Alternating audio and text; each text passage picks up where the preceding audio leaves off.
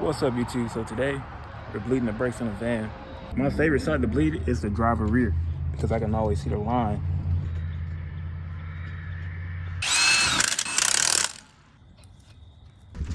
I should be able to.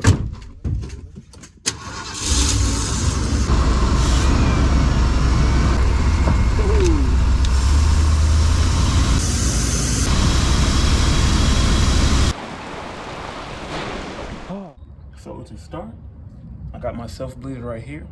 I got my reservoir and I got my line hooked up. As you can see, this is my setup. This is the old brake fluid. It's very dark. So all we gotta do is flush out this system enough so where it should look like this side, but it's no fluid, but she turned clear. After a few pumps, I got the nozzle back there broken. It is a 3/8. That's the size of the bolts all the way around. That's for the front and back for the bleeder valve. So after every time I do that, I gotta come back up front. I gotta pour more brake fluid in there inside the reservoir because it'll empty out. 2 compartments up in here in the brake reservoir. It's up front and it's one in the rear. I already cleaned the brake reservoir out because it was rusty. It had like a whole bunch of shit in there. But yeah, after that, I come in here and pump it up to the floor. You don't want to pump it up too much because you don't want to create air pockets in there. So just one pump at a time. It's very hard too. It should be stiff, but it should clear up as well. So, and once this gets to the top, I'm gonna empty it out and keep flushing. So this is how we're looking. It's still pretty dark.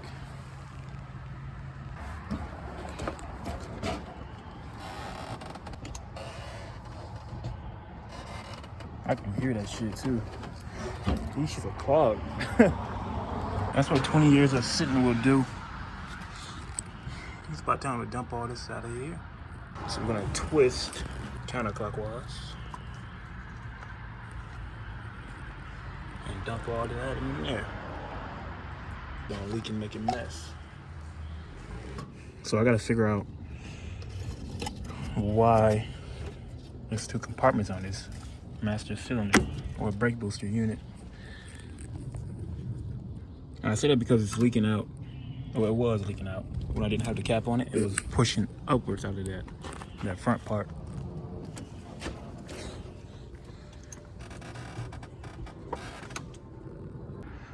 All right, so now we are on the driver rear side.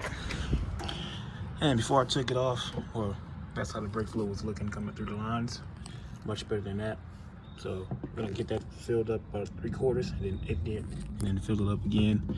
So I realized that front portion of the brake booster was the rear. It goes to the rear 2 axles or bleeder screws. So just gotta keep filling it up, pumping up, emptying the jug, and rinse and repeat. So this should be the last little bleed. And I'm gonna go ahead and put the wheels back on, take it off jack stands, and probably go around the block, take that tag off, and then I might consider putting insurance on it. So yeah, I look at this van, and then I look at the Mazda, I'm like, wow, what a fucking difference. 2 damn worlds. What's that? Yeah. So, my favorite side to bleed is the driver rear because I can always see the line. And when I'm pumping fluid, I can see it as I pump the fluid and pumping the pedal.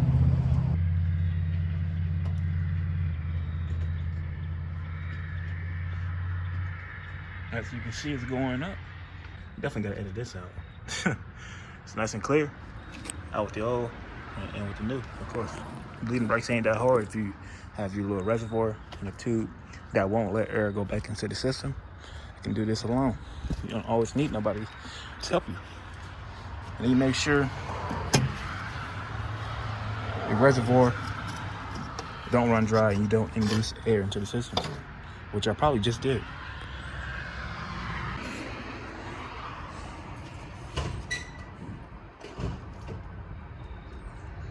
I was supposed to do this video last week, but you know, I always get caught up doing something else.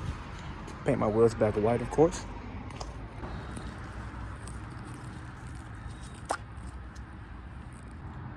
fun when you're taking your time and everything goes right. Damn. Bitch. Let's go ahead and do my last few reps. Zoom in and see that bottom. I should be using my iPhone 13 Pro, 15. When it's clear like that, I would pour that back into the reservoir and bleed it again if I have air. So about right here is where I would call it and say I'm done with the brake flush. Actually, hold on, I gotta push that back in because air bubbles going back into it, and they don't want to close off the valve before any bubbles get back into it, like so. Because my trigger doesn't work, it doesn't pull vacuum. So I'm all I'm all manual, I guess, if you can call it that. I don't know. But yeah, that's pretty much it. I'm almost out of breath from running 4 feet. But yeah, so I'm gonna slap the wheels back on, and that's probably about it. Make sure all the bleeder screws are tight, of course. Put the battery back up. Alternator belt's on. Hope it don't jump back off. If it does, I'm not gonna be surprised. So.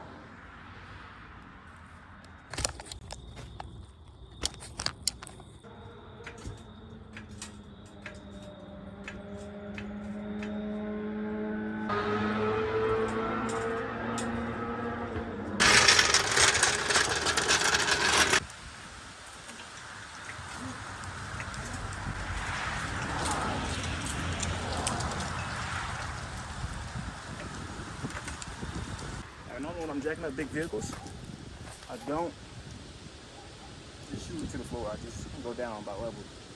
Like I go to the lowest point with the jack stand and lower it back down in case it slips.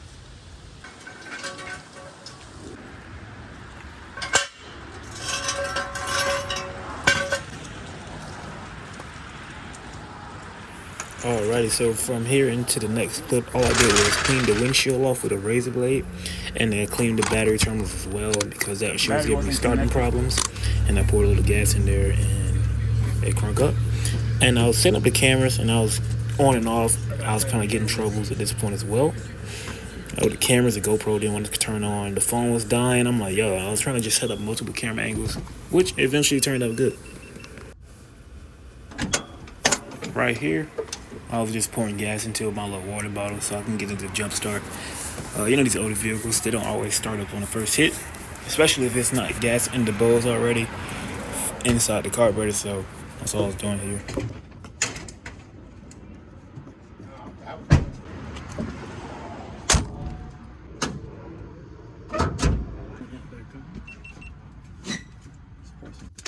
Put the top back on this, pull this out.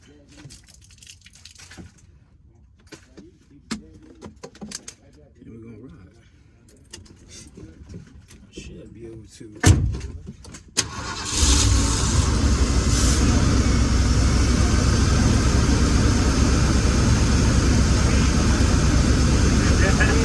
Yes, sir.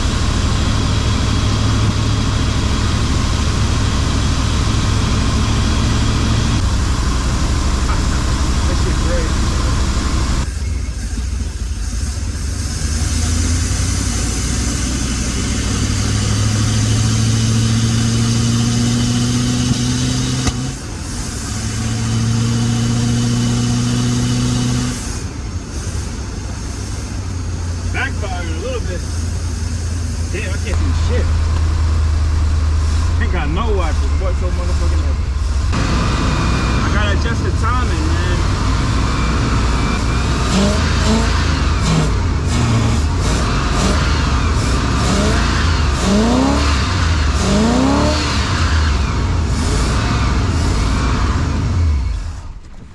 Go ahead and kill it, roll the windows up, it's starting to rain. That was fun. Kill the lights. I gotta tighten down, I gotta get a 13mm and tighten down that distributor cap. Oh, I went like 55, I think right there. Or 50. That's some trash and shit. Let's get y'all off of that. I'll turn y'all upside down. I got a lot of shit in here rolling around it too.